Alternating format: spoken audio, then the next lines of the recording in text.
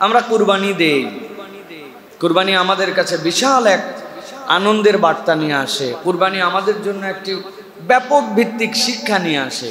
কিন্তু আমরা এই কুরবানির শিক্ষা নিজেরা অনুভব না করার কারণে এটি কেবলমাত্র আমাদের জন্য একটি পশুকে আল্লাহর নামে জবেহ করার মধ্যে আমরা সীমাবদ্ধ করেছি।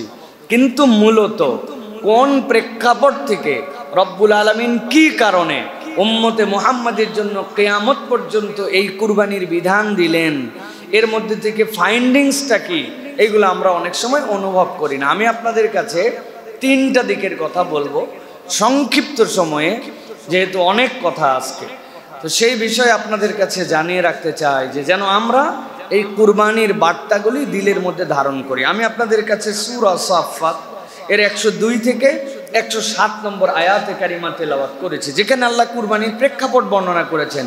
কিন্তু আল্লাহ রাব্বুল আমিন এমন এমন শব্দ চয়ন করেছেন, এমন এমন ভাষার শৈলীতে তার বর্ণনা দিয়েছেন, প্রত্যেকটা অক্ষরের মধ্যে ইমানদারদের জন্য শিক্ষা আছে। কিন্তু আমরা নিছি খালি জবে করা পর্যন্ত, কিন্তু এর আগেরটুকু আমরা নেই না।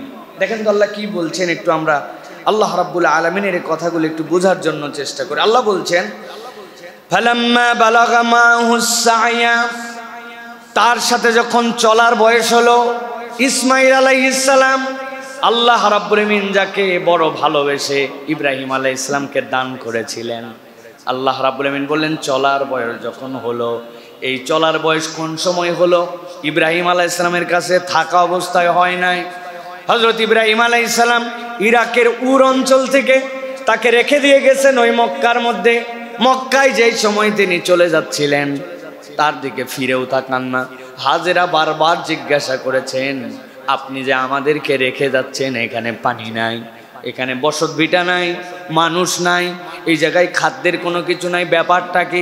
আমার উপরে আপনার রাগ, অথবা আপনার স্ত্রীর পরামর্শ, নাকি আপনি কোনো কারণ, নাকি চতুর্থ একটা কারণ জিজ্ঞাসা করতে চাই, আপনি কি আল্লাহর হুকুমে এটা করতেছেন নাকি আল্লাহর হুকুমে নয়? ইব্রাহিম আলাইহিস সালাম মুখ ফিরান নাই, উল্টা দিকে ইরাকের দিকে মুখ করেই হাজেরাকে উত্তর দিয়েছেন, আমার ইচ্ছায় নয়, কোনো রাগে নয়, আমার আল্লাহ বলেছেন এই জন্য তোমাকে রেখে গেলাম। হাজেরা আলাইহিস সালাম একটা কথা আল্লাহর কাছে বলেছেন, হাসবি আল্লাহু লা ইলাহা ইল্লাহু, আল্লাহ আমার জন্য যথেষ্ট। আল্লাহ যদি রেখে দিয়ে যেতে বলেন আপনি এখন চলে যেতে পারেন, বাকিটা আমার আল্লাহ আমার জন্য দেখে নিবে। প্রেক্ষাপট খেয়াল করেন। তাওয়াক্কুল যখন করলেন, আল্লাহ রাব্বুল আলামিন বলছেন, এরপর আল্লাহ রাব্বুল আলামিন ইব্রাহিম আলাইহিস সালামকে তার কাছে ফেরত পাঠালেন। লম্বা ঘটনার মধ্যে কিন্তু আল্লাহ রাব্বুল আলামিন বলছেন, ইব্রাহিম এসে তাকে বললেন, ক্বালা ইয়া বুনাইয়া ইন্নী আরা ফিল মানামি আন্নী আযবাহুক, ও আমার সন্তান, আমি স্বপ্নে দেখেছি। ইব্রাহিম আলাইহিস সালাম আল্লাহর পয়গম্বর, পয়গম্বরদের স্বপ্নটা হচ্ছে একটা ওহী, আল্লাহর পক্ষ থেকে নির্দেশনা। আল্লাহ বলেছেন তোমাকে আমি পছন্দ করি, আল্লাহর জন্য তোমাকে জবাই করে দেওয়ার জন্য। আল্লাহ রাব্বুল আলামিনের এই কথা যেই না সন্তান শুনলেন, একটা কোনো কথা বলেন নাই, একটা কোনো দ্বিচারিতা জিজ্ঞাসা করেন নাই। মানুষ জবাই করার কথা আল্লাহ বলতে পারে নাকি? অযথায় আপনাকে আরো কিছু থাকতে আমারে জবাই করা লাগবে কেন? আপনার তো আরেক সন্তান আছে, আপনি ভুল স্বপ্ন দেখছেন কিনা? কোনো জিজ্ঞাসা নাই, কোনো দ্ব্যর্থোক্তি নাই, সাথে সাথে একটা কথা বলেছেন, ফান ইয়া বুনাইয়া আন্নী আযবাহুকা ফানজুর মাযা তারা, আমার কোনো বক্তব্য নাই, আল্লাহ যা বলেছেন আপনি তাই করেন। ইব্রাহিম আলাইহিস সালাম সাথে সাথে বললেন, ক্বালা ইয়া আবাতি ফাল মা তু'মার, আল্লাহ আপনাকে যা করতে বলেছেন আপনার আদেশ আপনি পালন করেন। আর আপনি দেখবেন আল্লাহর আদেশ পালন করার ক্ষেত্রে আপনি যেরকম দৃঢ় প্রতিজ্ঞ, অনুগত হওয়ার দিক দিয়ে আমার দৃঢ় প্রতিজ্ঞাটাও আমি আপনাকে দেখাই দিতে চাই। সাতাজিদুনি ইনশাআল্লাহু মিনাস সাবিরিন, আপনি দেখতে পাবেন আল্লাহর হুকুম বাস্তবায়ন আমার উপরে যখন হয়, আল্লাহ চাহে তো আমি ধৈর্যশীল থাকব, পালিয়ে যাওয়ার চেষ্টা করব, জোর করে আপনাকে ধরতে হবে, এরকম কোনো ঘটনা ঘটবে না। আল্লাহর হুকুম আপনিও পালন করবেন, আর আমার উপরে যেহেতু পালন করার আদেশ হয়েছে, আপনি দেখতে পাবেন আমাকে ইনশাআল্লাহ ধৈর্যশীলদের মধ্যে। সুবহানাল্লাহ। এই ঘটনা শুনে আমাদের ইয়াংরা সুবহানাল্লাহ বলে, খুব খুশি হয়। সুবহানাল্লাহ, ইসমাঈল আলাইহিস সালাম হোয়াট এ ডেডিকেটেড পারসন, কিরকম ডেডিকেটেড একজন ছিলেন। কিন্তু আপনি আল্লাহর হুকুমের সাথে সাথে এটাও একটু বিবেচনা করেন যে ইসমাঈল আলাইহিস সালামকে যে জবাই করার সময় তিনি বললেন যে আমি চুপ করে থাকব, আমি আমার বাপ মায়ের বৈধ আদেশের ক্ষেত্রে কতটুকু সবরকারী, কতটুকু ভদ্র আচরণকারী, আমি আমার পিতামাতার অনুগত কিনা। আপনি খালি গরু জবাই করার সুন্নত বুঝলেন, কিন্তু আল্লাহর আদেশ যে পিতামাতার বাধ্য থাকা, বাপমা যদি আল্লাহর হুকুমের মধ্যে কোনো নির্দেশ দেয় সেটাকে মেনে নেওয়া, এইটা আমার মধ্যে নাই, এইটা আমরা করি না। এটার সাথে আমাদের দূরতম সম্পর্ক। এখন আমাদের টার্গেটই হচ্ছে বাপ মা যা বলবে আমার একটা ভাব নেওয়া যে বাপ মা বোঝে না, যা বোঝার খালি আমিই বুঝি। এটা এখনকার সমাজের টেন্ডেন্সি, ঠিক কিনা? আপনি তাহলে কুরবানির বার্তা নিতে পারেন নাই ভাই। আপনি কুরবানির পশু জবাইকে নিতে পারছেন, কিন্তু কুরবানির মূল বার্তা আপনি নিতে পারেন না। কি বলেছেন? সাতাজিদুনি ইনশাআল্লাহ মিনাস সাবিরিন। আল্লাহ যদি আপনাকে আদেশ করা থাকে, আপনি তো নিজের ইচ্ছাই করছেন না, আল্লাহর আদেশ বাস্তবায়নের সময় আমাকে দেখতে পাবেন আমি কতটুকু আপনার অনুগত, আল্লাহর অনুগত। আর আমরা টোটালটা তার উল্টা। প্রিয় ভাইয়েরা, মা বলছে সন্ধ্যার পরে বাইরে থাকিস না, আপনি বলছেন আর একবার বললে বাড়িতেই ঢুকবো না। এটা তো আল্লাহর হুকুম বাস্তবায়ন, তাই না ভাই? এই লোক আবার কুরবানি দেওয়ার জন্য অস্থির হয়ে গেছে। আপনি কুরবানির শিক্ষাই নিজের জীবনে নিতে পারেন নাই। বাপ বলছে খারাপ ছেলেদের সাথে ঘুরিস না, ওই বলতেছে খারাপ ভালো তুমি কি চেনো? তুমি বহু আগে জন্মগ্রহণ করছো, তুমি খারাপ ভালো চেনো না, খারাপ ভালো আমি বেশি চিনি। এরকম ছেলে দারুস সালাম মহল্লায় তো নাই, না ভাই? আছে? আহা, ঘরে ঘরে। আমার ভাই বলছে ঘরে ঘরে। কারা তারা? আমরা। প্রিয় ভাইয়েরা, এই জন্য কুরবানির খালি জবাই করার শিক্ষা না, কুরবানির আরো অনেকগুলো দিক আছে, এইগুলি আমাদের সমাজের মধ্যে মানুষের কাছে উপস্থাপন করে দেওয়া। আল্লাহ রাব্বুল আমিন বলছেন, কেবল মুখের কথা এটা শেষ হলো না, আল্লাহ বলছেন এবার ইমপ্লিমেন্টেশনে যাচ্ছে দুইজন। ফালাম্মা আসলামা ওয়া তাল্লাহু লিল জাবিন ওয়া নাদাইনাহু আইয়া ইব্রাহিম। আল্লাহ বলছেন দুইজন রেডি হয়ে গেল, আল্লাহর কাছে এমন ভাবে আত্মসমর্পণ করলো, কেবল বলে নাই আমাকে ধৈর্যশীল পাবেন, আল্লাহ আমাকে আদেশ করেছেন। সাথে সাথে ইসমাইল শুয়ে গেছে, জবেহের জন্য প্রস্তুত হয়ে গেছে। ওয়াতাল্লাহু লিল জাবিন, কাত হয়ে শুয়ে গেছে। যেরকম করে জবাই করতে আল্লাহর জন্য সবচেয়ে সহজ হবে, এইরকম করে ইব্রাহিম শুইছে, ইসমাইল উদ্যত করেছে। আমার আল্লাহ বলেছেন কোনো কথা নাই। আল্লাহ বলতেছেন, সাথে সাথে রব্বুল আলামিন ডাক দিলেন, আইয়া ইব্রাহিম, ও ইব্রাহিম দাঁড়াও দাঁড়াও। রব্বুল আলামিন ডাক দিয়ে বললেন, কদ সাদ্দাকতার রুইয়া, আর চিন্তা করতে হবে না, তুমি তোমার স্বপ্নকে সত্য করে দিছো। সুবহানাল্লাহ। কদ সাদ্দাকতার রুইয়া, এটার ব্যাখ্যা করছেন মুফাসসিরিনে কেরাম। আমরা অনেক সময় মনে করি বিরাট বড় পশু অথবা আল্লাহ রাব্বুল আলামিন বোধহয় আপনার আমার অ্যাপ্রোচের ক্ষেত্রে দামটাকে মূল্যায়ন করেন। রব্বুল আলামিন কখনো বান্দার দাম, বান্দার গোস্ত, বান্দার রক্ত আল্লাহর কাছে বিবেচিত হয় না। আল্লাহর কাছে বিবেচিত হয় তার অন্তরের অবস্থা। বান্দা যদি অন্তরের মতো অন্তর নিয়ে হাজির হয়, তার বাহ্যিক অবয়ব যেমনই হোক, রব্বুল আলামিন বান্দাকে কবুল করে নেয়। উদাহরণ হিসাবে অনেকবার বলি, অনেকবার বলেছি। একবার হজের সফরে আমি ছিলাম, ফেসবুকে দেখি এই গাবতলির হাটে একটা গরু উঠছে 18 লাখ টাকা দাম, 18 বা 20 লাখ। আমার বাড়ি তো এই জায়গায়। আমি চিন্তা করলাম 20 লাখ টাকার গরু তো আমার কুরবানি দেওয়ার সামর্থ্য নাই, কিন্তু 5 টাকা খরচ করলে তো অন্তত গাবতলিতে যায় গরুটা দেখা যায়। 20 লাখ টাকার গরু হিসাব করেন আপনি, যেমন তেমন কথা নয়।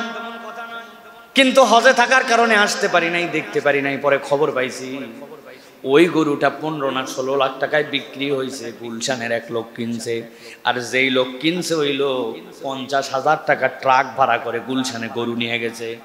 গরুর দাম 16 লাখ, ট্রাক ভাড়া কত? ঘুমায় যাননি যারা তারা উত্তর দেন, ট্রাক ভাড়া কত? ওই হাটের মধ্যেই ধরেন একটা লোক গতবার নিয়ত করছিল, আল্লাহ যদি তৌফিক দেয় আগামীবার আমি একটা কুরবানি দিব। ওই লোক ভ্যান চালায়, অনেক কষ্ট করে টাকা জড়ো করতে করতে করতে করতে 11, 12, 13 হাজার টাকা জড়ো করছে। কুরবানির শেষ হাট, ওই শেষ হাটের আগে টাকাগুলা বের করে গাবতলির হাটে গেছে এটা ছাগল কোন রকম কিনবে। যাইয়ে দেখে 13,000 টাকায় যে ছাগল হয় ওইটা জেঁথা ছাগল বলা চলে না। যে বাজার যে দাম, অনেক খুঁজে খাজে একটা বয়স হয়েছে এরকম কোন রকম একটা ছাগল কিনছো এই দাম দিয়া। ছাগল কেনার পর লজ্জা পাইছে, এই ছাগল যদি আমি ভ্যানে করে নিয়ে যাই মানুষজন বলবে টিটকারি করে, মরা ছাগল কোত্থেকে আনলি। এই লজ্জায় কোমরের গামছা খুলে ওই ছাগলের পিঠের উপর দিয়ে ঢাকায় বাড়িতে নিয়ে গেছে। কুরবানির দিনে ছাগলওয়ালাও কুরবানি করছে, আর 16 লাখ টাকা 17 লাখ টাকার গরু 50,000 টাকার হচ্ছে সেই জায়গার ট্রাকের ভাড়া। ওই লোক জবাই করছে। আল্লাহ ওই দিন ফজরের সময় ফেরেশতাকে পাঠাইছে, আগে চলে যাও গুলশানে, 16 লাখ দাম, 50,000 ভাড়া, আর এইটা 13,000। কথা ঠিক? কথা?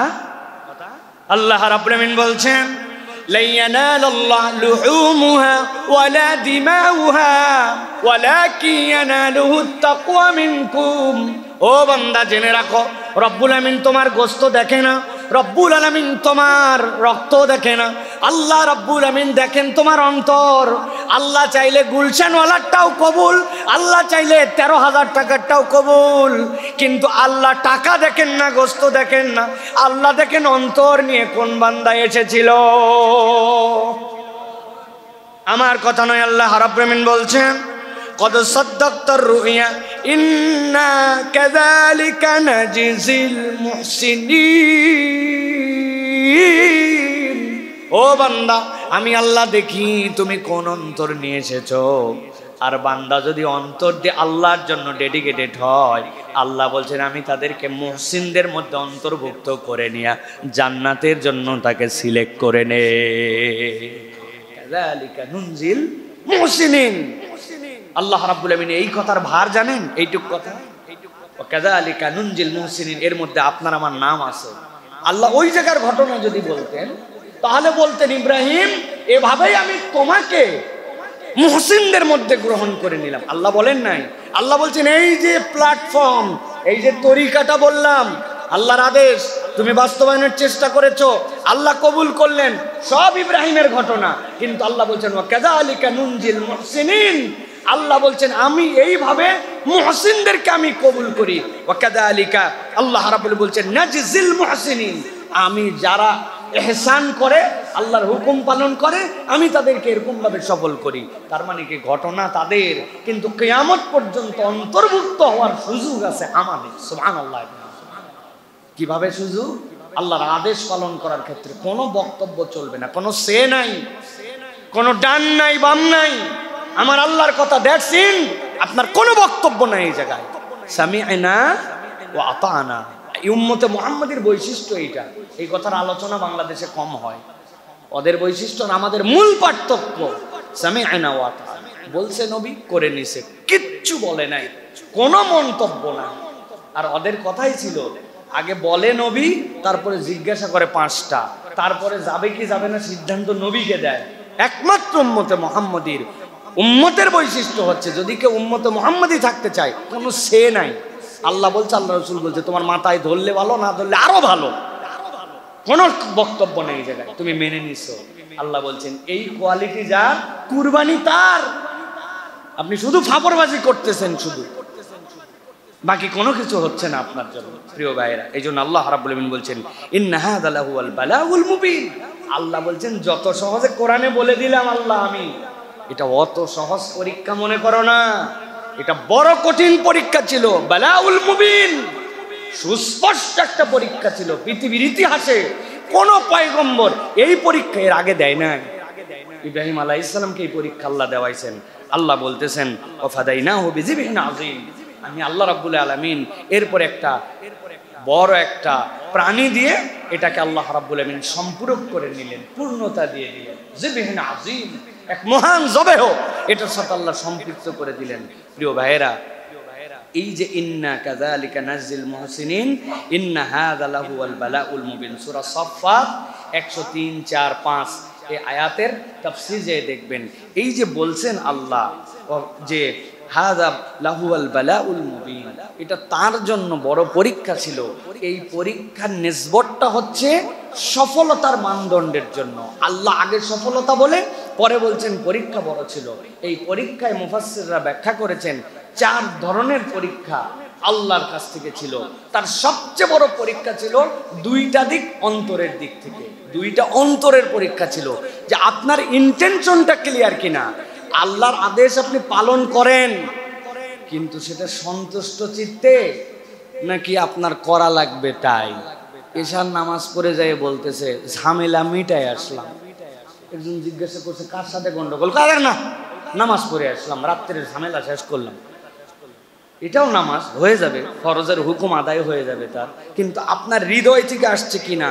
ভাই এই কথাটা অনেক গভীর কথা, আপনি দিল থেকে অনুভব করেন, অন্তর থেকে ফিলিংস করেন। আমার স্বামী হজ করে আসছে, এখন যদি আমি বোরকা না পরি, হিজাব না করি, স্বামীর ইজ্জত থাকে না। আবার বয়সও হয়ে গেছে একটা, আগের মতো দেখানোরও কিছু নাই, এই জন্য বোরকা পরি, পরে ফরজ আদায় হবে, কিন্তু ওইটা কি আপনার দিল থেকে আসছে কিনা। কুরবানির 1 নম্বর আল্লাহ এটা শিখাইছেন। ইব্রাহিমও দিল দিছে, ইসমাইলও দিল দিছে। আল্লাহ বলেন এত সোজা না। পশু একটা কিনে নিয়ে চলে আসছে গাবতলীর হাটের থেকে, লোকজন জিজ্ঞে হাজী সাহেব কত লইলেন, কয় এবার বেশি কিনবার পারি না, এবার 3.5 লাখের মধ্যেই শেষ করছি। এইটা পশু কুরবানি হয়তো জবে হবে, কিন্তু উনি যে 3.5 লাখ শুনানি দিচ্ছে, ওই কুরবানি গাবতলীর হাটে রয়ে গেছে। আল্লাহ এই জন্য বলছেন 1 নম্বর দিল, মুফাসসিরদের ব্যাখ্যা আছে এর পিছনে। 2 নম্বর প্রস্তুতি, আল্লাহ যা বলেছেন ওইটা পালনের জন্য আপনার প্রস্তুতি, ওটাও একটা আপনার ইবাদত। নবীজির হাদিস দ্বারা প্রমাণিত আছে, শীতকালের ওযু আল্লাহ নবী কত বড় মর্যাদা দিয়েছেন। ওযু আপনি সালাতের জন্য করেন, কিন্তু ওযু স্বয়ং একটা ইবাদত হয় যদি আপনি একটা ইবাদতকে ইন্টেনশন করেন। আপনি কষ্ট করে টাকা গুছাচ্ছেন, আপনি কুরবানির জন্য আলাদা ভাগ করে বের করে রাখতেছেন, আপনি এটার জন্য মনস্তাত্ত্বিকভাবে রেডি হচ্ছেন, ভালো মানুষের সাথে যেন কুরবানি দিতে পারেন তার জন্য একটা প্রস্তুতি আছে। কোনো কিচ্ছু নাই ভাই, কারা দিছে কোন জায়গায় ভাগে কম একটা ভাগ বসায় দিয়ে মনে করছে যে ভাই এই গরু ভালো হয়েছে, আল্লাহর রহমতের দামেও কম হয়েছে, আমার ভাগেও কম পড়ছে, বাজারে 750 টাকা গরুর কেজি, আল্লাহর দয়ে পর্তা হয়েছে হুজুর, এবার 568 টাকা করে কেজি পড়ছে, এর চেয়ে পর্তা আর কি নিবেন এই যুগে। মাশাআল্লাহ, আপনি পর্তা খাচ্ছেন, আপনি কুরবানি খাচ্ছেন না। এরকম লোক আছে না ভাই? কারা বলেন? আমরাই তো তারা, সমাজের প্রতিনিধিত্ব তো আমরা করছি। প্রিয় ভাইয়া, কুরবানি খালি এইটুকু কথা না, ইব্রাহিম আর ইসমাইলের আলোচনা করে গেলাম আর কুরবানি শেষ হয়ে গেল। এত সস্তা আলাপ না এটা। আল্লাহ রাব্বুল আমিন এই জন্য বলেছেন ইন্না হাযা লাহুল বালাউল মুবিন, ওইটা ছিল কঠিন পরীক্ষা, স্পষ্ট পরীক্ষা, সুস্পষ্ট জগৎবাসীর কাছে আল্লাহর পক্ষ থেকে শিক্ষা। আল্লাহ রাব্বুল আমিন আপনার আমার জন্য এই যে বার্তাটা দিলেন, এই বার্তাগুলি থেকে কুরবানির জিনিসগুলি আমাদেরকে বের করে নিতে হবে। প্রিয় ভাইয়েরা, এবার আমরা ধারাবাহিকভাবে 8টা পয়েন্টের আলোকে কিছু কিছু বিষয় আপনাদের কাছে খোলাসা করি। প্রিয় ভাইয়েরা, এর 1 নম্বর হচ্ছে যে অনেক ব্যক্তি কুরবানির আগেই কুরবানি শেষ হয়ে যায়। কুরবানির আগে কুরবানি কেমনে শেষ হয়? প্রিয় ভাইয়েরা, আল্লাহর কাছে সওয়াব পাওয়ার আশা, আবেগ এবং জাহান্নাম থেকে আত্মরক্ষা একটা নিবেদন নিয়ে আমরা কুরবানি করি। আল্লাহ তোমার কাছে আশা আছে, আমার তোমার প্রতি আমার ভালোবাসা আছে, তোমার দেওয়ার সম্পত্তিকে তোমার হুকুম বাস্তবায়ন করে আল্লাহ আমাকে জাহান্নাম থেকে হেফাজত করো, এই জন্য আমি তোমার এই আত্মরক্ষার আগ্রহে আমি কুরবানিতে আসলাম। কিন্তু এইটার গোস্ত খাওয়া কখনো মূল মাকসুদ হতে পারে না। আমাদের অনেকে এখন আছে গোস্ত খাওয়াকে কুরবানির মূল মাকসুদ বানাইছেন, আর লোক দেখানো গরু কিনা, প্রতিযোগিতায় গরু কিনা, কাঠটা কাঠ থেকে ভালো হলো। ওই পাড়ার হাজি সাহেব কত দিয়ে লইছে রে, শুনছি 3,75,000 লাগা বেটা, ধার করে হলে হবে 4.5 লাখ লাগা। এই আমাদের ঢাকাইয়াদের স্টাইল, যেটা 4.5 লাখে গরু লাগায় ফেলছি আমরা। আসার সময় জিজ্ঞাসা করে নিয়ে আসতেছে, অনেকে আবার ইউএসডি ডলার দিয়ে কনভার্ট করে গরুর পিঠের উপরে দাম ঝুলাই দিছে, জিগানোর কাম নাই, দেখালো দেখে নিচ্ছে, তাগড়া গরু নিয়ে আসছে। তো এই যে আমাদের যে টেন্ডেন্সি, এই টেন্ডেন্সি থেকে আমাদের বের হতে হবে। এখন বলবেন হুজুর আমরা কি গরু দেখে কিনবো না, গোশতকে খাওয়া হবে না? হ্যাঁ, আপনার গোশত খাওয়া হবে। আল্লাহ রাব্বুল আমিন দুনিয়াতে একমাত্র আল্লাহর ইবাদত উম্মতে মুহাম্মাদের জন্য গিফট করেছেন, যেই ইবাদত আদম আলাইহিস সালাম থেকে ঈসা আলাইহিস সালাম পর্যন্ত কারো সুযোগ ছিল না। যা কিছু আল্লাহর জন্য নিবেদিত হয় ওটা আল্লাহর হয়, আর একমাত্র উম্মতে মুহাম্মাদের আল্লাহ বকশিশ করছেন আল্লাহর জন্য নিবেদিত হওয়ার পরেও আল্লাহ ওইটা বান্দার জন্য দিয়েছেন। সুবহানাল্লাহ। খেয়াল করছেন আপনি বিষয়টা? যাকাত, আপনি দাতা তাই না? যাকাত আদায় করেছেন, আপনি কি যাকাত খেতে পারবেন ভাই? যাকাত আপনি খাইতে পারবেন? আপনি পারবেন না। আপনি মান্নত করেছেন, মান্নত কি আপনি খেতে পারবেন? আপনি পারবেন না। এটা আল্লাহর জন্য ডেডিকেটেড, আপনি আল্লাহর জন্য এটাকে উৎসর্গ করে দিয়েছেন। আপনি হজের জন্য আপনি দম দিয়েছেন, দম আপনার পানিশমেন্ট, আপনি খেতে পারবেন না। কিন্তু একমাত্র ইবাদত যেটা এর আগের উম্মতের জন্য ছিল না, আগের উম্মতের তো ভয়াবহ অবস্থা ছিল, রাত্রেবেলা রেখে দিতে হতো, রাত্রে আগুন এসে যদি ওইটাকে পুড়ায় ফেলতো তার কুরবানি কবুল, আর যারটা পুড়তো না তারটা কবুল হতো না। আল্লাহ বলতেছেন সেখানে আমি তোমার জন্য, আমার জন্য নিবেদিত করার পরে এই পশুর গোশত তোমার জন্য হালাল করছি, খাবেন তো আপনি। কিন্তু বরবাদ করে ফেলতেছি আমরা আগেই কুরবানি, নিয়তের কারণে, নিজেদের অ্যাপ্রোচের কারণে। এটার থেকে আমাদেরকে বেশি বেশি সতর্ক হতে হবে প্রিয় ভাইয়েরা। অনেক সময় আমরা ওজন করে গরু কিনি, ক্যালকুলেশন করে ওজন করে। মুসলমান কখনো ঠকবে না, এক গর্ত থেকে 2 বার ইমানদার দংশিত হবে না, নাজায়েজ নয়। কিন্তু উদ্দেশ্য যদি এরকম হয়, কেবল পর্তা করা, কেবল গোস্ত কোন কোয়ালিটি এটা বের করা, এটা কখনো কুরবানির মৌলিক শিক্ষা হতে পারে না। এই জন্য প্রিয় ভাইয়েরা, এই কিনতে যাওয়ার আগেই নিয়তটা বিশুদ্ধ করেন আপনার, তাছাড়া ওই কেনার সময় আপনার কুরবানি বাতিল হয়ে যেতে পারে প্রিয় ভাইরা। এই জন্য আমাদের নিয়ত হবে যে আমি ভালো গরু কিনবো, গোশত সুন্দর হোক, সমস্যা নাই, কিন্তু এইগুলো আমার মৌলিক না। মৌলিক আমার আল্লাহর আদেশ, আল্লাহকে সন্তুষ্ট করার জন্য, জাহান্নাম থেকে মুক্তি পাওয়ার জন্য, আল্লাহ রাব্বুল আমিনের রাসূলের দেখানো সুন্নত অনুযায়ী আমি কুরবানি করতেছি আল্লাহ। এই নিয়তটা হচ্ছে আপনার জন্য সবচেয়ে বড়, এটা আপনাকে খুব বেশি খেয়াল রাখতে হবে। এটা একটা পয়েন্ট। 2 নম্বরে, কুরবানি করার ফজিলত কি, এবং কেউ যদি কি পরিমাণ সম্পদ থাকলে তার জন্য কুরবানি দিতে হবে, এটা আমরা অনেক সময় বুঝি না, জানি না।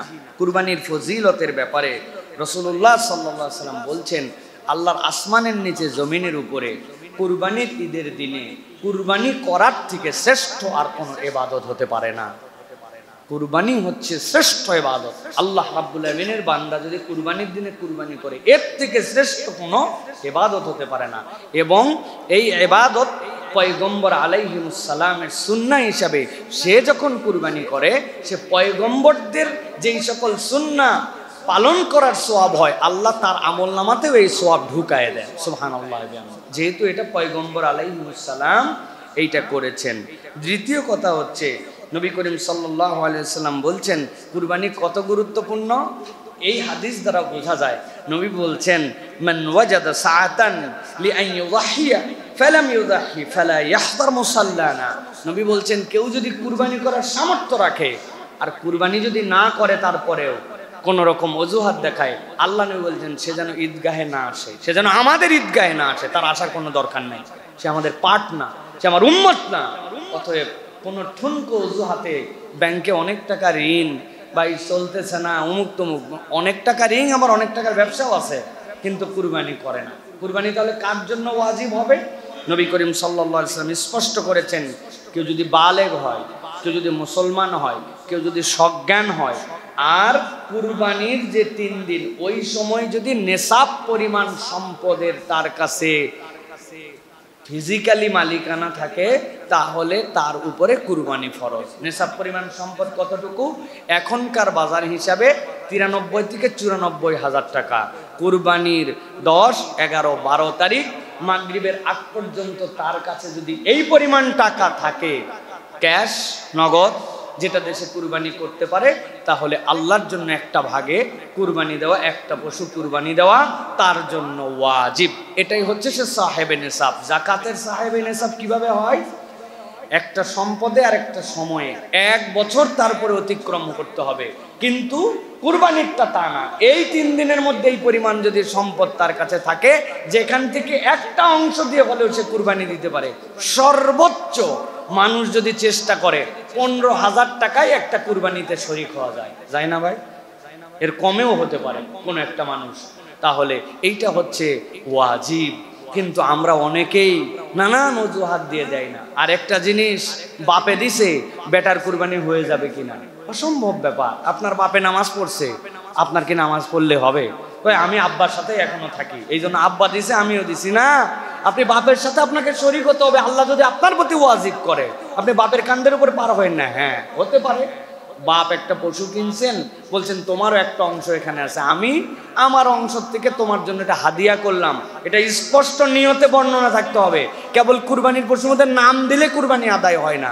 এই জন্য বাংলাদেশে হাজার হাজার ছেলে পেলে আছে যারা কুরবানি তাদের উপরে ফরজ, ওয়াজিব, কিন্তু কুরবানি দেয় না। এরকম অনেক লোকজন আছে, অনেক স্টুডেন্ট আছে, তার অ্যাকাউন্টের মধ্যে 3 লাখ টাকা পড়ে আছে, বাপ ফিক্সড ডিপোজিট করে দিছে, ডিপিএস করে দিছে, আছে না ভাই? অনেক আছে, কিন্তু কুরবানি দেয় না। এই জন্য কুরবানি না দিলে নবী বলছেন আমার মুসাল্লায় যেন না আসে, আমাদের ঈদগাহে না আসে। আর সাহেবে নিসাব যদি হয়ে যায়, 1 লাখ টাকার যদি মালিক হয়, তাহলে তাই কুরবানি দিতে হবে। অনেক স্ত্রীরা, অনেক মা বোনেরা আছে, তাদের প্রতি কুরবানি কিন্তু ফরজ আছে, কিন্তু তারা এই মাসালাটা খেয়াল করেন না। স্বামী কুরবানি দিছে, উনি চিন্তা করছে ফ্যামিলির পক্ষ থেকে দেওয়ার দ্বারা সব আদায় হয়ে গেছে। না, ইন্ডিভিজুয়ালি আপনারটা আপনাকে আদায় করতে হবে। সুতরাং আজকেই যে হিসাব কিতাব বরাবর করবেন বউয়ের সাথে, বাচ্চা কাচ্চার সাথে, যে বাবারা আসো মাসালা জেনে আসছি, যার যার কুরবানির ফরজ হয়েছে, ওয়াজিব হয়েছে, আমরা এখন থেকে প্রস্তুতি নেই। আল্লাহ আমাদেরকে তৌফিক দান করুন। একটা গুরুত্বপূর্ণ আমলের কথা বলবো আপনাদেরকে প্রিয় ভাইয়েরা, সেটি হচ্ছে অনেক হাজী সাহেবরা হজের উদ্দেশ্যে রওনা হয়ে গেছেন, অনেকে চলে যাবেন, কিন্তু সকলে যেতে পারে না। কিন্তু এমন একটা আমল আছে, যেই আমলটা করলে হাজী সাহেবরা হজের সফরে যে সওয়াব পান, আল্লাহ রাব্বুল আলামিন ওই আমলের দ্বারা যারা নিজ এলাকায় থাকে ওই এলাকাবাসীকেও আল্লাহ রাব্বুল আলামিন হাজীদের মতো সওয়াব দান করেন। নবী করিম সাল্লাল্লাহু আলাইহি ওয়াসাল্লাম বলছেন, ইযা রাআইতুম হিলালাযিল হজ্জাতি ওয়া আরাদা আন আহাদুকুম আন ইউদাহহিয়া ফালিয়ুমসিক আন শা'রিহি ওয়া আসফারিহি। নবীজি সাল্লাল্লাহু আলাইহি ওয়াসাল্লাম বলছেন, যখন তোমরা কেউ জিলহজের চাঁদ দেখে ফেলো, ওয়া আরাদা আহাদুকুম আন ইউদাহহিয়া, আর নিয়ত করো যে আল্লাহ আমাকে তৌফিক দিয়েছেন আমি কুরবানি করব, নবীজি বলছেন তার জন্য 2টা ডিউটি। একটা, সে যেন তার নখগুলা না ফেলে, সে যেন তার চুলগুলা না কাটে। এই চুল কাটা, অবাঞ্ছিত পশম কাটা, গোঁফ কাটা, নখ ছাঁটা, এটা যেন জিলকদের শেষেই করে ফেলে। কুরবানির নিয়ত করছে আর জিলহজ মাসে চাঁদ উঠে গেছে, সে যেন তার চুল আর নখ না কাটে। নবী করিম সাল্লাল্লাহু আলাইহি ওয়াসাল্লাম বলছেন, হাত্তা ইউদাহি, যতক্ষণ না কুরবানি দেয়। এই আমলটা যদি কেউ করে, হাজীদের অনুরূপ আমলের সওয়াব সে পেয়ে যাবে। সুবহানাল্লাহ। অতএব আপনার আমাকে এটা মনে রাখতে হবে, ওই দিন যাওয়ার পরে তো আপনি এটা যদি করতে চান, তো 10 দিনে আপনার নখ যদি আগের 7 দিন কাটানো হয়, আরো 10 দিন থাকলে 17 দিনে তো একদম বেধড়ক হয়ে যাবে, গফ তো বেধড়ক হয়ে যাবে। এই জন্য আমাদেরকে জিলকদ মাসের শেষের হিসাব করে প্রস্তুতি নিয়ে আমাদের এই আমলটা করার জন্য চেষ্টা করতে হবে। অন্যকে জানাই দিবেন যে এই যে জিলকদ শেষের দিকে কিন্তু আগামীকালকে চাঁদ উঠে যেতে পারে, পরশুদিন চাঁদ উঠে যেতে পারে, আপনারা এই আমলটা করার জন্য চেষ্টা করেন। ছেলে মেয়ে যারাই কুরবানি করবে তারা যদি আমল করে, হাজীদের অনুরূপ একটা আমল তার আমল নামায় যুক্ত হবে। আল্লাহ আমাদেরকে পালন করার তৌফিক দান করুন। এবার আপনাদের কাছে বলতে চাই, কুরবানি করাটা শিখে নেন প্রিয় ভাইয়েরা। আমরা হুজুরের পিছে দৌড়াই, অমুকের কাছে যেতে হয়, কুরবানিটা কেমনে করব। আমি বহুবার আপনাদের কাছে বলি ভাই, মাত্র 60 সেকেন্ডে কুরবানি করা আপনি শিখতে পারবেন। কয় সেকেন্ড ভাই? 60 সেকেন্ডে কুরবানি শিখতে পারবেন। কিন্তু আপনি দেখছেন কেমনে আমি করব। আমি তো দেখলাম হুজুর তলোয়ার হাতে নেয়, জবেহ করার জন্য ছুরি নেয়, নেওয়ার পরে কি কি জানি চিন্তা করছেন, বাপ রে বাপ, কোন পাড়ার কত নম্বর পৃষ্ঠা বোধহয় হুজুর পড়তেছে। হুজুররাও আমরা যারা আছে আমরা কিন্তু জোরে পড়ি না, কারণ পাবলিক জানে ফেললে তো ঝামেলা, ঠিক না ভাই? না, সব হুজুর একরকম না। আর হুজুরদের এই জবে করা লাগবে এরকম কোনো কারণ নাই। আপনাদের দায়িত্ব বরং হুজুররা পালন করে দেয়, আপনাদের নিজেদের হিম্মত নাই। হুজুর ঠেলায় পড়ছে, হুজুরের কি ঠেকা পড়ছে, বউ বাচ্চা বাদ দিয়া, ঈদের দিনে আনন্দ বাদ দিয়া, নিজের পশুর চামড়া ছেলা বাদ দিয়া আপনার কুরবানি করলে হুজুর কি ঠেকা পড়ছে। আগে তাও এগুলা করে হুজুরকে মানুষজন গরুর মাথা, খাসির মাথা দিত, এখন হুজুরকে গনেও না। আমার এলাকার ইমাম সাহেব কুরবানি করবেন না মানে হ্যাঁ চাকরি রাখবো না, এরকম একটা মুডে আসছে না, অর্থাৎ হুজুরে কোনো ঠেকা নাই এর সাথে। কিন্তু আমি আপনাকে শিখাই দিতে চাই প্রিয় ভাইরা, কুরবানি করার জন্য আল্লাহ রাব্বুল আলামিন আপনার আমার জন্য সহজ করেছেন। নবী করিম সাল্লাল্লাহু আলাইহি ওয়াসাল্লাম কিভাবে কুরবানি করতেন? কুরবানিটা নবী করিম সাল্লাল্লাহু আলাইহি ওয়াসাল্লাম করতেন, সাধ্যের মধ্যে তাকে কেবলামুখী করে ফেলতেন, পশুটা কেবলামুখী হওয়া, এটা একটা মাসনুন। এরপরে মুখস্থ থাকলে পড়বেন, ইন্নী ওয়াজ্জাহতু ওয়াজহিয়া লিল্লাযী ফাতারাস সামাওয়াতি ওয়াল আরদা হানিফা ওয়া মা আনা মিনাল মুশরিকিন, এইটুক বলছেন। এরপরে আপনি আল্লাহুম্মা লাকা ওয়া মিনকা, আল্লাহ এই পশু দিছো তুমি, আবার তোমার জন্যই কুরবানি করতেছি। কি বলছেন? আল্লাহ এই পশু দিছো তুমি, কুরবানি কার জন্য করছি? আল্লাহর জন্য। এরপরে কঠিন দোয়া আছে, ওইটা পরে জবে করে দিবেন, বিসমিল্লাহি আল্লাহু আকবার। কারা কারা পারেন না হাত তোলেন, একজনও নাই দেখা যায়, মাশাআল্লাহ।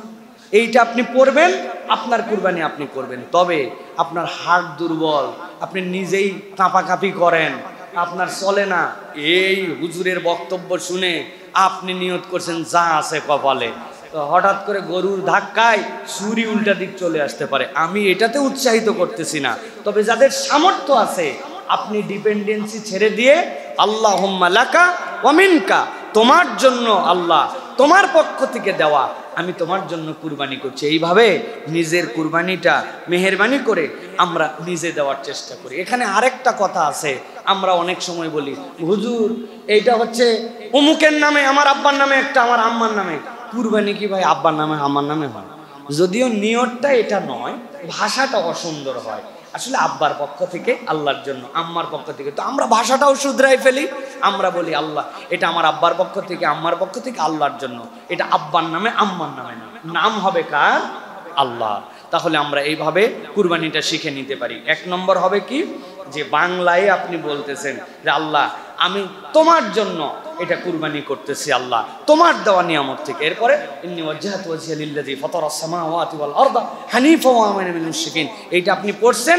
এরপরে বিসমিল্লাহি আল্লাহু আকবার, আর যদি আরবি পারেন আল্লাহুম্মা লাকা ওয়া মিনকা, এরপরে জবাইটা করে দিবেন ইনশাআল্লাহ। পারবেন তো ইনশাআল্লাহ? সাথে একটা জিনিস মনে রাখবেন, জবাই করার সাথে সাথে আমাদের দেশে যেগুলো কসাই থাকে, এরা নামে কসায় না, অনেক সময় কামেও কসাই হয়, সাথে সাথে হাতের রক কেটে দেয়, পায়ের রক কেটে দেয়, এইগুলো খবরদার কাটতে দিবেন না। একটা পশু 10 মিনিট লাগুক স্বাভাবিকভাবে রক্ত বের হয়ে সে যখন ঠান্ডা হবে, এরপরে আপনি ওই পশুর বাকি কাজে জড়িত হবেন। এটা অনেক সময় বলে তাড়াতাড়ি করে জীবন চলে যাওয়ার জন্য এটা করতেছে, তার জবেহের জায়গা এটা, হাত নয়, পা নয়, কোনো জায়গা নয়, এটা মনে রাখবেন। আল্লাহ আমাদেরকে নিজেদের পশুকে আল্লাহর জন্য জবেহ করার মতো তৌফিক দান করেন। এবার আরেকটা পয়েন্টের কথা বলবো প্রিয় ভাইয়েরা, ইসলাম আল্লাহ রাব্বুল আলামিনের দেওয়া বিধান অনুযায়ী পশু কুরবানির করার কথা বলে, কিন্তু পশু প্রাণীর প্রতি যে দয়া দেখাতে বলে, একটা কুরবানির মধ্যেও যে দয়া আছে, এটা আমরা অনেক সময় দেখি প্রাণীর প্রতি আমরা দয়াশীল নয়। ইসলাম জবেহ করতে বলেছে, বান্দার জন্য আল্লাহ এটা সৃষ্টি করেছেন, আল্লাহ তার সৃষ্টির জন্য খাওয়ার জন্য এটা দিয়েছেন, কিন্তু তার সাথে ক্রুয়েলিটি করতে দেন নাই। ট্রাকের মধ্যে 8 ঘন্টা 10 ঘন্টা 12 ঘন্টা 24 ঘন্টা নিয়ে আসে, এক ফোঁটা পানি দেয় না, জিহ্বা বেরিয়ে যায়, ট্রাকে যেন গাদাগাদি করে নিয়ে আসা যায়। একটা যদি পশু বসে পড়ে তাহলে ওই পশুর জায়গা আরেকটা পশু নিয়ে ফেলবে, এই জন্য বাধ্যতামূলক দাঁড় করে রাখার জন্য চোখের মধ্যে মরিচ ঢুকায় দেয়। সারা দিন চোখ দিয়ে পানি পড়ে, ও দাঁড়াতে পারে না, খাওয়ার জন্য একটু পানি পর্যন্ত তাকে দেয় না। এইগুলা ইসলামের সাথে দূরতম কোনো সম্পর্ক নাই প্রিয় ভাইয়েরা। এই জন্য পশুর প্রতি দয়া করা আল্লাহ রাব্বুল আলামিন ফরজ করেছেন। এই জন্য আল্লাহ রাব্বুল আলামিন নবী করিম সাল্লাল্লাহু আলাইহি সাল্লামকে দিয়ে বলেছেন, ইন্নাল্লাহা কাতাবাল ইহসানা আলা কুল্লি শাইইন। আল্লাহ প্রত্যেকের প্রতি দয়া করাকে দায়িত্ব দিয়েছেন। নবী বলছেন, ফাইজা কাতালতুম ফাহসিনুল কিতলা ওয়া ইযা যাবাহতুম ফাহসিনুজ যিবহা। তোমরা যখন জবাহ করবে তোমরা উত্তম করে জবাহ করো। এই জন্য আমরা হালাল স্লটারিং, এটা একটা কনসেপ্ট আমাদের মধ্যে অনেকের মধ্যে নাই। আপনি এমন বছরে একবার কুরবানি করেন, ওই যে আপনার যে ছুরিটা রেখে দিছেন ওইটা একদম ভোঁতা হয়ে গেছে, একটু মিশাই ওয়ালের সাথে খালি $2 দিছেন, ওইটা কাটে না, ওইটা দিয়ে ফোঁসাতে ফোঁসাতে নবী করিম সাল্লাল্লাহু আলাইহি ওয়াসাল্লাম রেগে গেলেন। একদিন দেখলেন একটা তার সাহাবী পশুকে মাটির নিচে শোয়ায় দিয়ে এরপরে অস্ত্রটা ধার দিচ্ছে, ছুরিটা ধার দিচ্ছে। নবী করিম সাল্লাল্লাহু আলাইহি ওয়াসাল্লাম রেগে তাকে বললেন, আতুরিদু আন তুমিতাহা মাউতাতিন, তুমি কি এক প্রাণীকে অনেকবার জবাই করতে চাও? কত বড় তুমি বেয়াক্কেল যে তুমি তোমার প্রাণীকে আগে শোয়াইছো, তারপরে তুমি তোমার ছুরি ধার দিচ্ছ। কয়বার তাকে মারতে চাও? আগে পূর্ণ প্রস্তুতি নিয়ে তাকে শোয়াও। তোমার অধীন করা হয়েছে বলে তুমি অমানবিকতা করতে পারবে না। কুরবানি করতে বলা হয়েছে বলে তোমার ইচ্ছা মতো যেরকম ইচ্ছা সেরকম করতে পারবে না। নবী করিম সাল্লাম বলেন, হাল্লা হাদাত্তা শাফরাতাকা ক্বাবলা আন তুদজিআহা, তুমি তোমার প্রাণীকে মাটিতে শোয়ানোর আগে তার জন্য তুমি অস্ত্রটুকু ধার দিয়ে নাও। সুবহানাল্লাহি বিহামদিহি, হোয়াট এ বিউটিফুল ইসলাম। আপনি কল্পনা করেন একটা প্রাণীকে জবেও করবেন কেমন করে, সেটার ইনস্ট্রাকশন যিনি এইটা যার মাধ্যমে শরীয়ত কায়েম হলো তিনি আপনাকে আমাকে দিয়ে গেছেন। অতএব প্রিয় ভাইয়েরা, জবের ক্ষেত্রে আমরা সতর্ক হব, তাদেরকে শার্প কিছু দিয়ে দ্রুত সময়ের মধ্যে সুন্দর পদ্ধতিতে জবাই করে ফেলবো, এটা আল্লাহ রাব্বুল আলামিনের বিধান। আল্লাহ আমাদেরকে বোঝার তৌফিক দেন। সাথে সাথে হালাল স্লটারিং এর আরেকটা পার্ট যেটা বলেছি, হাতের রক কেটে দেওয়া, পায়ের রক কেটে দেওয়া। এখনো ঠান্ডা হয় নাই, তার আগেই হাত পার এই চামড়াগুলা ছিঁড়ে ঝুলায় দেওয়া। খবরদার, সেই ছোট্ট মুরগি থেকে শুরু করে বড় উট এই পর্যন্ত পুরোটার বিধান আল্লাহ রাব্বুল আলামিনের সাথে সিলেক্ট করেছেন। আপনার হয়তো কুরবানি আদায় হয়ে যাবে, আপনার হয়তো জবর দ্বারা পশু হালাল হয়ে যাবে, কিন্তু আপনি একটা গুনাহ করবেন, কেননা নবী করিম সাল্লাল্লাহু আলাইহি ওয়াসাল্লাম যেভাবে করতে বলেছেন আপনি ওইভাবে করেন নাই। এই বিষয়ে নিজেরা সতর্ক হব, অন্যদেরকে সতর্ক করব ইনশাআল্লাহ। আল্লাহ আমাদেরকে তৌফিক দান করেন। এরপর আরেকটা জিনিস বলবো প্রিয় ভাইয়েরা, সেটা হচ্ছে জিলহজ মাস। এই জিলহজের 10 দিন আমাদের জন্য অত্যন্ত গুরুত্বপূর্ণ। আল্লাহ রাব্বুল আলামিন কোরআনুল কারীমের মধ্যে বলেছেন, ওয়াল ফাজরি ওয়া লায়ালিন আশর ওয়াশ শাফঈ ওয়াল ওয়াতর। আল্লাহ রাব্বুল আলামিন যে আপনার আমার জন্য বলেছেন যে ওয়াল ফাজর ওয়া লায়ালিন আশর, দুনিয়ার মুফাসসিররা বলতেছেন আল্লাহ রাব্বুল আলামিন মূলত এই 10টা দিনকে এত সম্মানিত করেছেন। আবু উসমান নাহদি বলেন, এখানে আল্লাহ রাব্বুল আলামিন 3টা দশকের কথা বলেছেন। রমাদানের শেষ দশক, জিলহজের প্রথম দশক আর মুহররমের প্রথম দশক। আল্লাহ এই 3 দশককে সম্মানিত করেছেন। হযরতে মূসা আলাইহিস সালাম, আল্লাহ রাব্বুল আলামিন তাকে জিলকদ মাসে ডেকেছিলেন, বলেছিলেন 10-30 দিনের জন্য আসেন। এরপর আল্লাহ তিনি জানেন অজ্ঞাত কারণে 10 দিন এক্সটেনশন করা হলো। সেই 10 দিন হচ্ছে জিলহজের 10 দিন। ওই 40 দিন পার হওয়ার পরে আল্লাহ তার প্রতি কিতাব দিলেন। ওই কিতাব অনুযায়ী আগের বদমাইশ জেনারেশন বিদায় হলো, বাইতুল মুকাদ্দাসের সফরে তিনি বের হলেন, আল্লাহর পক্ষ থেকে আদেশ নিয়ে আসলেন। অতএব আল্লাহর জমিনে যতগুলা দামি দিন আছে তার মধ্যে অন্যতম দিন হচ্ছে এই জিলহজের 10 দিন। নবীজি বলছেন, মা মিন আইয়ামিল আমালুস সালিহু ফিহা আহাব্বু ইলাল্লাহ মিন হাযিহিল আইয়াম, ইয়ানি আইয়ামাল আশর। আল্লাহ নবী বলছেন, আল্লাহর কাছে এর থেকে উত্তম কোন দিবসের আমল নাই যেই আমল জিলহজের 10 দিনের মধ্যে আছে। আল্লাহ নবী সাল্লাল্লাহু আলাইহি ওয়াসাল্লাম এই জন্য আপনার আমার জন্য দায়িত্ব দিয়েছেন এবং বলেছেন, আফদালু আইয়ামিদ দুনিয়াল আশর ইয়ানি আল আশর যিল হজ্জা। আল্লাহ নবী সাল্লাল্লাহু আলাইহি ওয়াসাল্লাম বলছেন, আল্লাহ রাব্বুল আলামিনের কাছে যত দামি দিন আছে এর মধ্যে আল্লাহর কাছে 10টা দিনের দাম হচ্ছে জিলহজের 10 দিনের থেকে মূল্যবান কোনো দিন নাই। এটা বুখারীর হাদিসের মধ্যে আসছে প্রিয় ভাইরা, ইয়ানি আশরাতুল হজ্জাতি অর্থাৎ এই 10 দিন হচ্ছে জিলহজের 10 দিন। এখন আমাদের জিজ্ঞাসা হচ্ছে যে এই জিলহজের 10 দিনে আমরা কি আমল করব। আমি খুব সংক্ষিপ্তভাবে, জিলহজের 10 দিন অনেক মর্তবার দিন, এটা আসমানের নিচে জমিনের উপরে সবচেয়ে দামি দিন। এই দিনগুলো আল্লাহ রাব্বুল আমিনের প্রিয় দিন।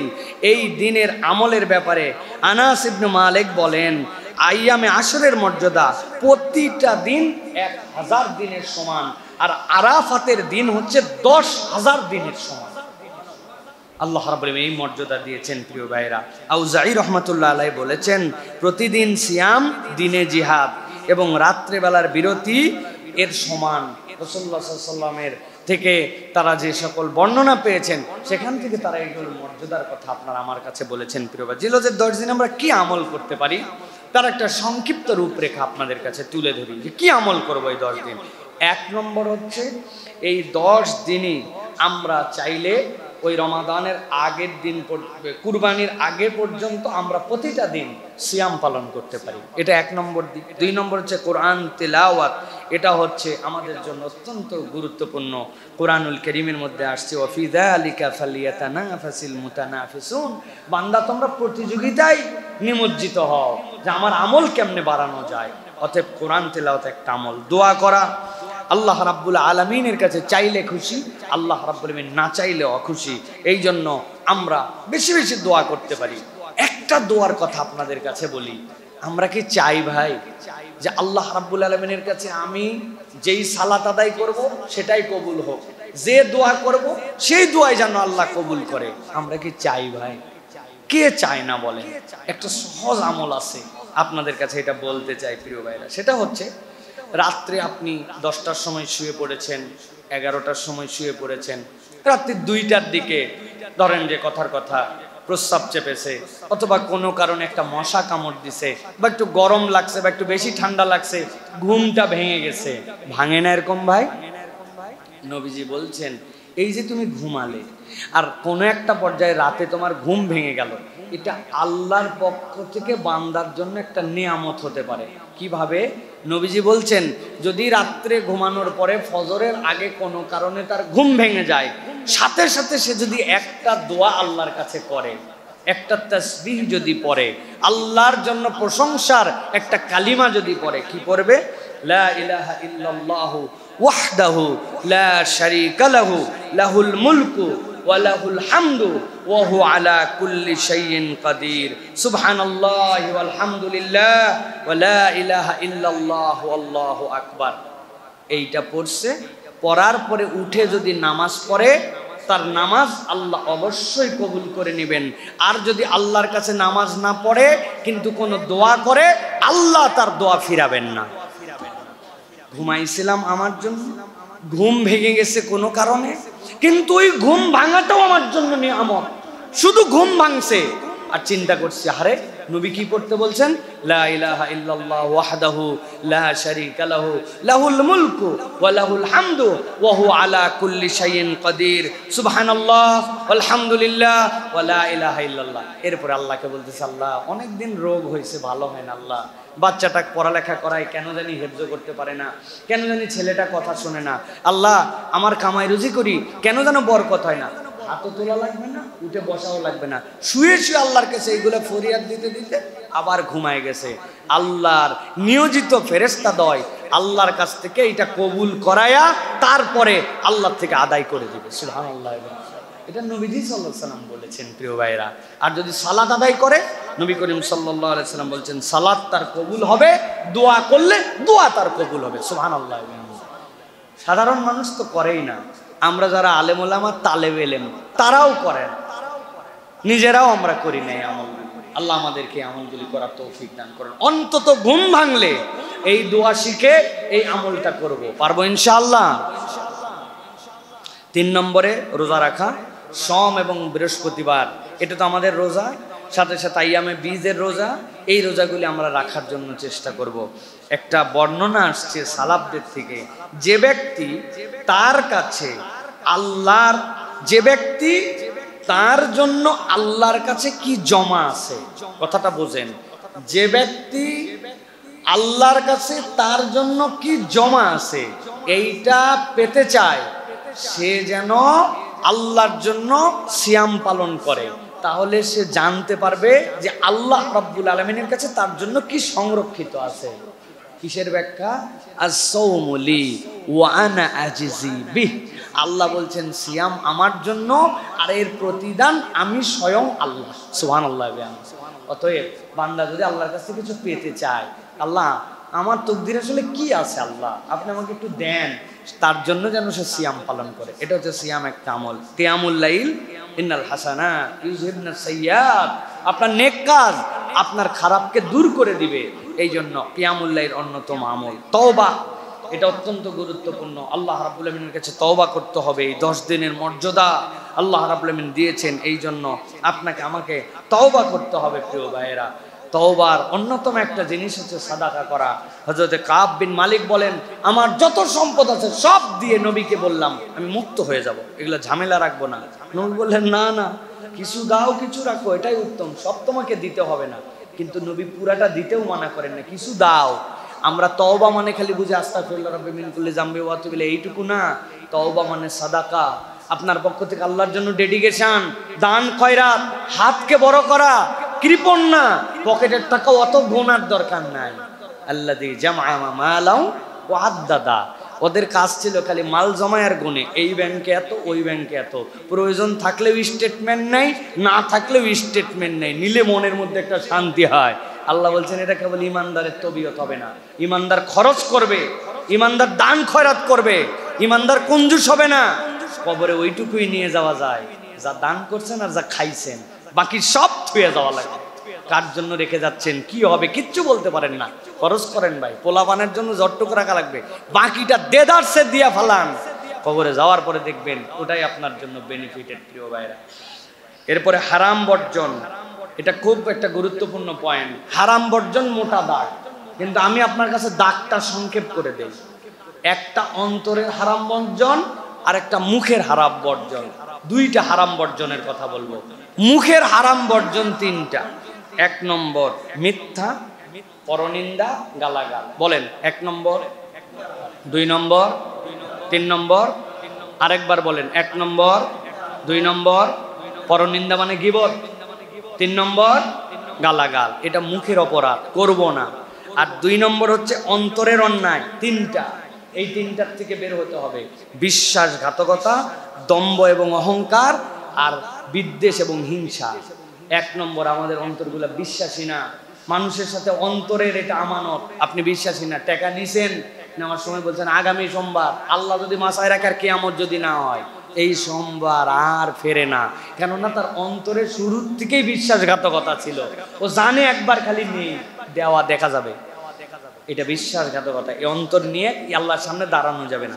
2 নম্বর দম্ভ এবং অহংকার। কি হনুরে, আমি একটা পাওয়ার পাইছি, আমি একটা ক্ষমতা পাইছি, আমি একটা কিছু হয়েছি, আমি মন্ত্রী, ঠেলা আছে আপনাদের, তাই না ভাই? তো এইরকম যদি আপনার মুড হয়, দম্ভ এবং অহংকার, তাহলে বড় বিপদ। প্রিয় ভাইরা, এটা থাকা চলবে না। 3 নম্বর হিংসা, বিদ্বেষ, প্রতারণা, এখান থেকে আমাদের বেরোতে হবে। এইটা গেল। 7 নম্বর আল্লাহর জিকির। আল্লাহ রাব্বুল আলামিন বলেছেন ফাকসিরু ফীহিন্না মিনাত তাসবিহি ওয়াত তাহমিদ ওয়াত তাহমিদ ওয়াত তাহলিল। নবীজি সাল্লাল্লাহু আলাইহি সাল্লামের দ্বারা আল্লাহ বলাই নিছেন, এর মধ্যে তোমরা তাহলিল করো, তাহমিদ করো, তোমরা বেশি বেশি লা ইলাহা ইল্লাল্লাহ, সুবহানাল্লাহ, আল্লাহু আকবার, এগুলো বেশি বেশি পড়ো। এটা আপনার আমার টার্গেটের মধ্যে নিয়ে নিতে হবে। প্রত্যেকদিন মিনিমাম 100 বার আমরা এটা পড়বো, এটা আমাদের জন্য। 8 নম্বর সাদাকা এবং নফল আমল। এবং 9 নম্বর যেটা আরাফাত দিনের সিয়াম। এই দশকের সবগুলো গুরুত্বপূর্ণ, সবচেয়ে গুরুত্বপূর্ণ হচ্ছে আরাফাত দিনের সিয়াম। নবীজি সাল্লাল্লাহু আলাইহি ওয়াসাল্লাম বলছেন সিয়ামু ইয়াউমি আরাফাত আহতাসিবু আলাল্লাহ আন ইউকাফিরা সানাতাল্লাতী ক্বাবলাহ। আল্লাহ নবী বলছেন কেউ যদি আরাফার রোজা রাখে, আমি আল্লাহর কাছে আশা করি পূর্বের বছরের আরাফাত তথা 9 জিলহজ থেকে পরের বছরের এই তারিখ পর্যন্ত তার গুনার জন্য এটা কাফারা বানাই দিবেন। এত দামি একটা সিয়াম। অতএব আমরা একদম হিসাব কিতাব করে 9 জিলহজকে টার্গেট করে আমরা এই আরাফাতের রোজাটুকু আমরা আদায় করার জন্য চেষ্টা করব প্রিয় ভাইয়েরা। আর বেশি বেশি আমরা আল্লাহু আকবার, আল্লাহু আকবার, লা ইলাহা ইল্লাল্লাহ, আল্লাহু আকবার, আল্লাহু আকবার, ওয়ালিল্লাহিল হামদ, এইটা আমরা পড়তে থাকবো প্রিয় ভাইয়েরা। অতএব এই জিনিসগুলি যদি আমরা করি, ইনশাআল্লাহ আল্লাহ রাব্বুল আলামিন আপনার আমার জন্য একটা বারাকাময় এবছরের আমাদের জন্য এই দুটি মাসকে দান করবেন ইনশাআল্লাহ। আল্লাহ আমাদের সকলকে তৌফিক দান করেন, আমল করার তৌফিক দান করেন। আমাদের ছেলেরা যারা এই যে নেটের কাজের জন্য আসে, ইউটিউবার, অনেক চ্যানেল যেগুলো আছে না, আপনারা কিছু কিছু চ্যানেল ফলো দিয়ে রাখবেন। সব কথা কিন্তু মনে থাকে না।